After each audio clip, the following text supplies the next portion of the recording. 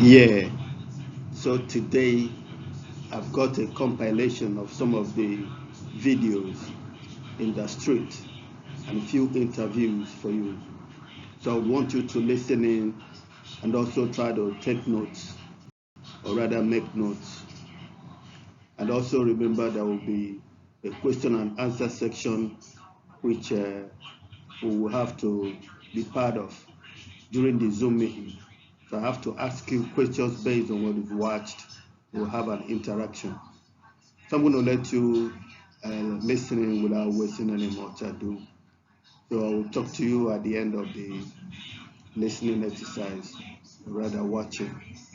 Okay, let's move down to the next drive and see what we've got.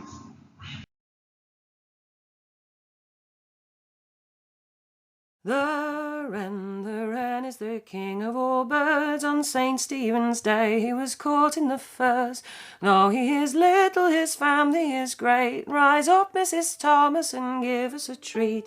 Hello, hello, hello, boys. Hello, hello, hello.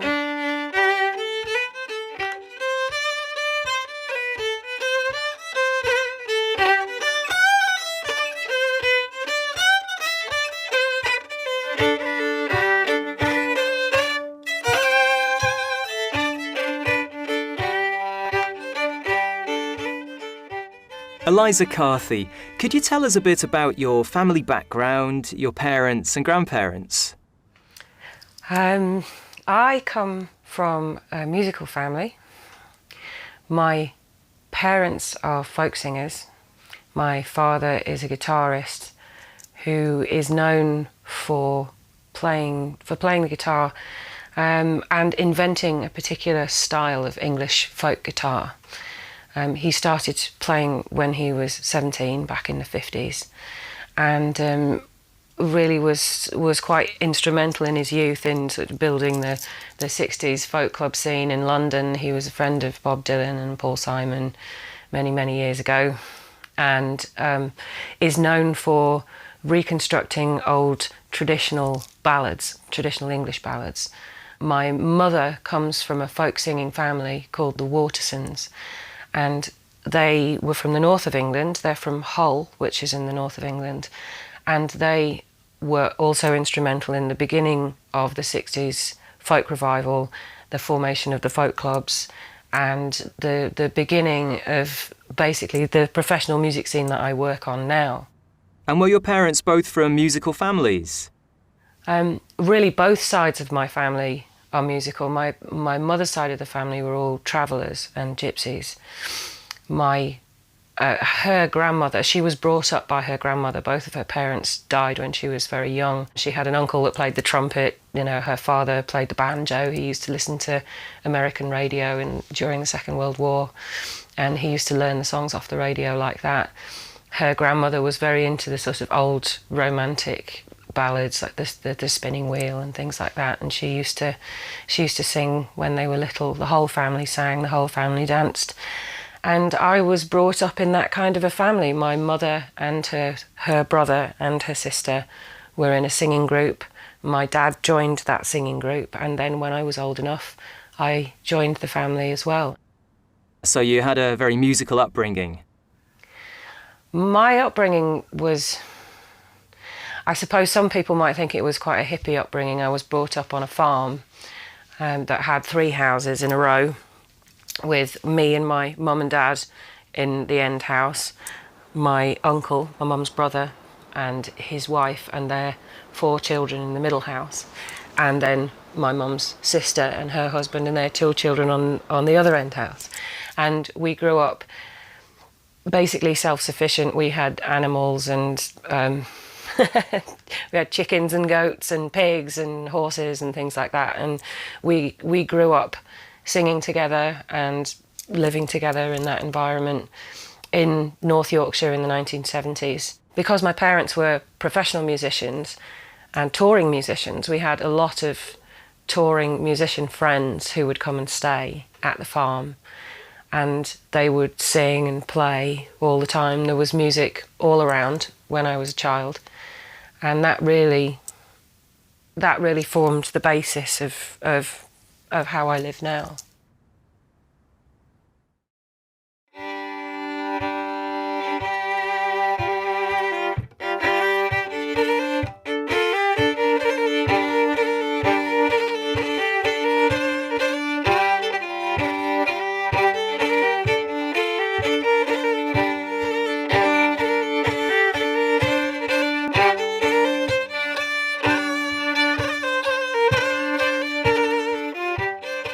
Do you think it was inevitable that you'd become a professional musician?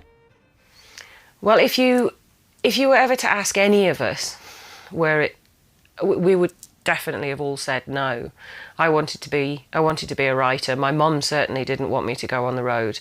My mum retired in 1966, 65, 66 from professional touring to raise me. I mean, the road is a difficult place, whether you're travelling with your family or with a band or on your own. And she certainly didn't want that for me. My dad also probably never thought that I would do it, but I ended up following his footsteps and quitting school when I was 17 and going on the road, and I've been on the road ever since. Can you tell us about your first public performance? My dad says that my first public performance was at the Fylde Folk Music Festival in Fleetwood in Lancashire when I was 6. And we were at the Marine Hall, and they were singing. The Watersons, the family group, was singing. And I asked if I could go up on stage with them. And I was 6. And Dad said, "Well, you probably don't know everything, so just you can stand next to me on stage, and we'll start singing. And if you know the song, just pull on my leg, and I'll lift you up to the microphone, and you can join in." God, it must have been awful. But yes, apparently, the first song they started up singing, tugged on his leg and picked me up and held me to the microphone. I sang that, and he was like, "Did you enjoy that?" "Yes, I did." And put me down again. They started singing the next one. Tugged on his leg, same thing. And he just ended up doing the whole concert with me sitting on his hip, which now I have a 6-year-old. I know how heavy she is. It must have been quite difficult. God bless him. Has having children yourself changed your approach to your career? Yes, in a way. Yes, in a way it has. I've just reordered my working year because my eldest daughter has just started school. So I'm not free to take the children with me on the road anymore, and I'm now bound by the school term. So I try to work only on the weekends and in school holidays now. And I try to be mummy from Monday to Friday, taking them to school, bringing them back again. I'm not getting a great deal of sleep, but then I don't know many mothers of 6 and 4-year-olds that are getting a great deal of sleep. You do a lot of collaborations with other musicians. What is it that appeals to you about working like that? I like working with others. I don't like working alone. I don't know if that's because I don't trust myself or I just don't like being alone. I like being surrounded by a big crowd of people. I suppose that's partly to do with my upbringing. There was always so many people around that I'm at my best. I'm at my best in a large event where loads of people are running around doing things and we're all sort of collaborating with each other and there's lots of ideas and everyone's having a creative time. And that's how I feel. Yeah, that's how I feel I work best, and that's why at the moment I have a 13-piece band, and it's just heaven for me, being with so many people and just feeling like part of a big machine. I love that. Is there a difference between playing with your family and playing with other people? Yes, very much so. I'm not sure if I could tell you how different or why it's different. My dad is very eloquent on how and why it's different, and he knows that uniquely because he joined the Watersons, and the Watersons was a brother and 2 sisters, and he joined that. And of course he was married to my mum, but he wasn't related to her. And there is this thing within family groups, this blood harmony thing, this intuition. You have similar sounding voices. You know where a relative is going to go. And that may be because you know each other so well, but it also may be whatever it is that binds a family together anyway. Would you like your children to follow in your footsteps? I get very, very excited when the children love music. I get very excited. My daughter Florence is very, very sharp. She listens and she plays Twinkle Twinkle on the violin, plucking like that, and on the guitar as well. And she has a very, very good sense of rhythm. She loves foreign languages as well. There's a real sort of correlation there between language and singing. She has great pitch. She is able to learn songs and things very, very quickly, and I love that. And Isabella, my youngest as well, she's really showing interest in it. I love it when they do that. As to whether or not I'd want them to be touring musicians, I think I'm probably of the same opinion as my mother, which is no, not really. But you know, I think the world is changing anyway. I don't know how many touring musicians there are going to be in the world in 20 years when they're ready. I don't know.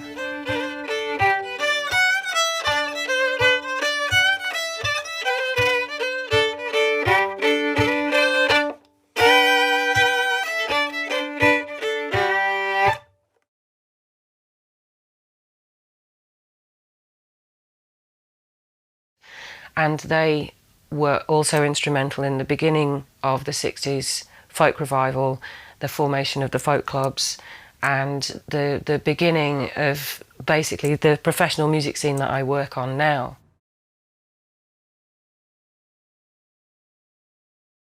And were your parents both from musical families? Really, both sides of my family are musical. My mum retired in 1966, 65, 66 from professional touring to raise me. I mean, the road is a difficult place.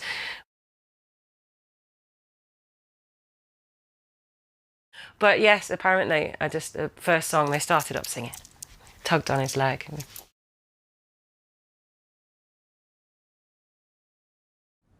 Has having children yourself changed your approach to your career? Yes, in a way. Yes, in a way it has. The Watersons was a brother and two sisters, and he joined that. And of course he was married to my mum, but he wasn't related to her.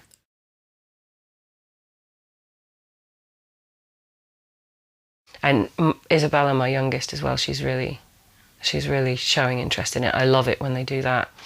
As to whether or not I'd want them to be touring musicians,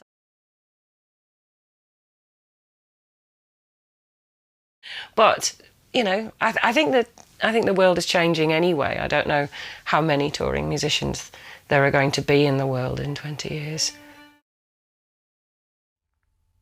Hello, I'm Chris, and welcome to London. But before we move from Big Ben to the London Eye, I need to send a tweet. Only a few years ago, a tweet was something only birds did. Now everybody's tweeting, often using text speak or emoticons. But the inventiveness of the English language is nothing new. It has been evolving for over 1600 years. In AD 43, the Romans invaded Britain, conquering the indigenous Celts and taking over most of the country. In AD 409, they left. And around 50 years later, several tribes from around northern Germany, including the Angles, the Saxons and the Jutes, better known as the Anglo-Saxons, started to move in. They settled in the east, but unlike the Romans, the Anglo-Saxons didn't set out to conquer. They shared many things with the Celts, including language.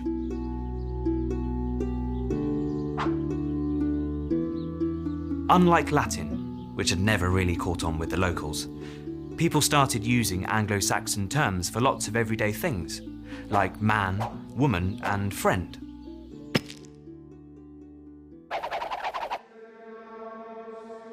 But then Latin made a comeback. This time it didn't arrive with Roman soldiers, it arrived with Christian monks.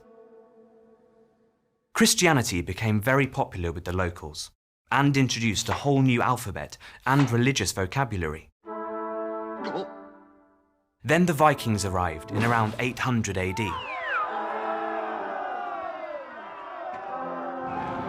Their warrior spirit was reflected in their language. They raced through the country, ransacking towns and villages, armed with knives and clubs. They took land, goods and slaves. But they gave English around 2,000 words.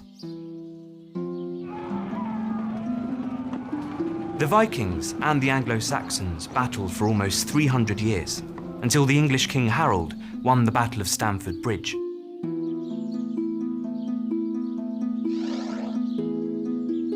But only 3 weeks later, the unlucky Harold was killed by William the Conqueror, a Norman from France, at the Battle of Hastings.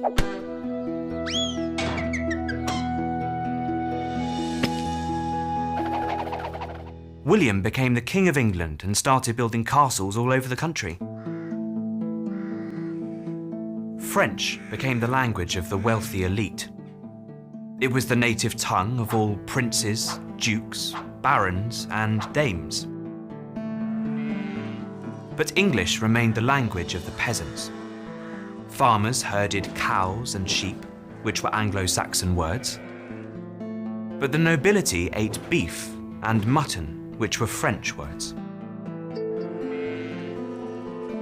Over the next 300 years, the two languages mixed until English eventually won out. Albeit with 10,000 new words from the French.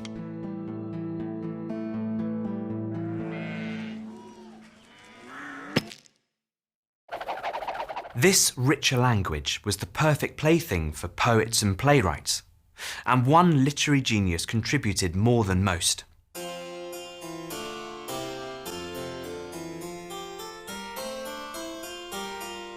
William Shakespeare wrote 38 plays and 150 poems. He also coined around 2,000 new words, and his turn of phrase transformed the entire language.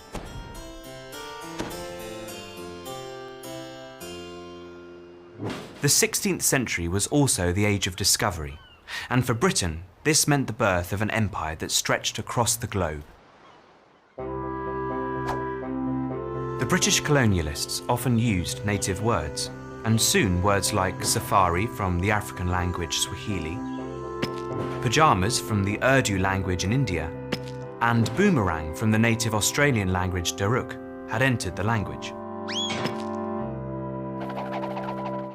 But the country that had the most impact on English was America. The newly independent America needed a new type of English. American English. American English kept many of the old English words.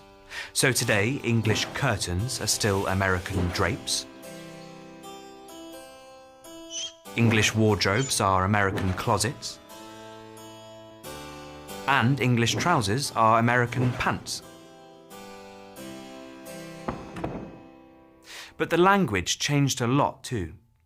The father of American English was Noah Webster. He created a new dictionary which simplified the spelling of lots of complicated English words. He also introduced uniquely American words like squash, chowder, and skunk. By the 20th century, there were two main types of English: British English and American English. But throughout the 20th century, both continued to change and borrow from one another, especially with the invention of computers and the internet. Suddenly, we needed new words to describe our blogs, posts, and, of course, tweets. Today, English is truly global. There are around 375 million native speakers, and about 1.5 billion people learn it as a foreign language. But it is always changing and shifting to suit our needs. Today, the English vocabulary has over 170,000 words, and counting. We are inventing new words every day, and if we don't know them, we just Google them on our smartphones or send a tweet.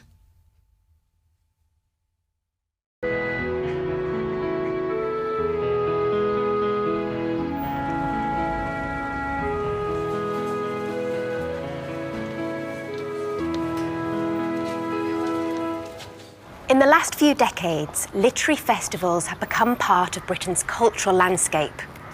In 1983, there were only 3 in the UK. Today, there are over 300. Some are international events that attract thousands of people. Others are smaller, more intimate events that celebrate writers from the local area. But they all have one thing in common. They all celebrate books.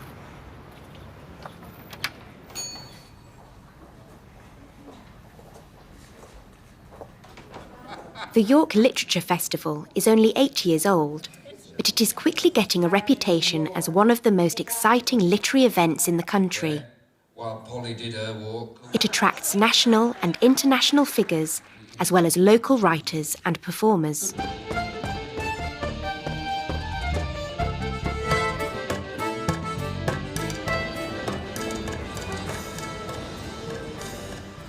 And at the heart of the festival is York itself. This ancient walled city in the north of England has a long literary history, which you can find out all about on the festival's city tour. I am maker and maiden almighty. York's association with literature stretches back to the Middle Ages, when the city became famous for its religious mystery plays. Later, thanks to its reputation as a centre of craftsmanship, York became an early hub of bookmaking, and Laurence Sterne's famous novel Tristram Shandy was published here on Stonegate in 1760. If you look here, Jack Sterne was the uncle of Laurence Sterne, who wrote Tristram Shandy. Now, how many people have read Tristram Shandy? 500 copies were printed in York, and then it sort of went to London and it sold. In 2 months, it was a sensation, and it produced... York's ancient architecture has also made it a favourite setting for some of Britain's most famous authors. The city's cathedral, York Minster, appears in books by Charles Dickens and Wilkie Collins, and the city is the hometown of Daniel Defoe's Robinson Crusoe. More recently, York has continued to produce literary talents throughout the 20th and 21st centuries, from the poet W.H. Auden to the prize-winning writer Kate Atkinson. The festival builds on York's strong tradition to bring together people from all corners of the literary world. In some of the city's most beautiful and historic buildings, there are readings by all kinds of writers, including some of the country's best-known authors and poets. People sitting down for dinner don't feel their chairs taken away, put back again. This is Paul Farley, an English poet, who has also worked as a non-fiction author, journalist and university lecturer. Paul published his first collection of poetry, The Boy from the Chemist is Here to See You, in 1998. The work was awarded the Somerset Maugham Award, and his second collection won the Whitbread Poetry Prize. Today, he is reading with the Irish poet Tara Bergin, who has just published her first book of poetry. This is Yarrow. This debut collection has been very well received, and in 2014 she was named one of the next generation poets by the Poetry Book Society.